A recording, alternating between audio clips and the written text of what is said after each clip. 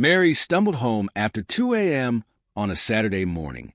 Her Friday night had started right after work when she and a few friends decided to kick off the weekend at their favorite bar. They drank more than usual and danced the night away until it became too much for Mary. Thankfully, she hadn't driven herself.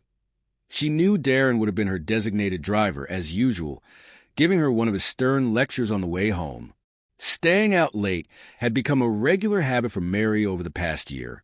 As she wobbled down the dim hallway, barely able to stay steady, she thought about her husband, likely fast asleep upstairs. She smirked at the idea of making enough noise to wake him up. Bitterness crept in as she climbed the stairs, bypassing the guest room without a glance. By the time she reached the master bedroom, she was leaning on the wall for support. She pushed the door open with her foot and was surprised to see the bedside lamp still on. The bed was empty. "Where is he?" she muttered, her frustration growing.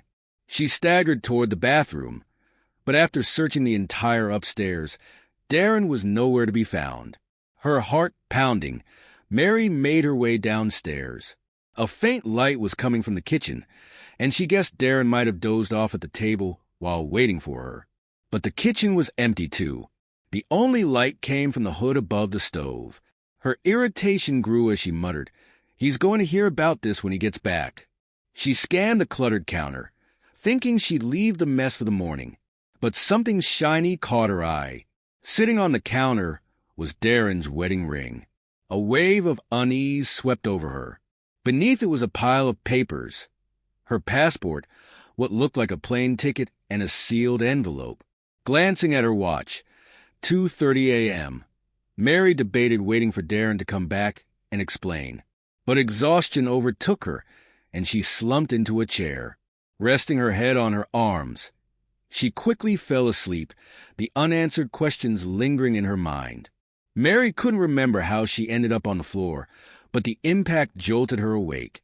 Despite her groggy state, she rubbed her face and glanced at her watch. 5:45 a.m. anger bubbled up as she realized Darren still hadn't returned. Determined to confront him, she stormed upstairs, but the bedroom was empty again. This time, Mary moved with purpose. She quickly went back down the stairs and flipped on the kitchen light, flooding the room with brightness. Her frustration deepened as she opened the garage door, only to find Darren's car missing. Her eyes drifted back to the counter, where the pile of items remained untouched. She picked up her passport, noticing the outdated photo, and realized she hadn't used it in years. The airline ticket to Florida confused her even more. Finally, her curiosity overwhelmed her, and she tore open the envelope with her name on it.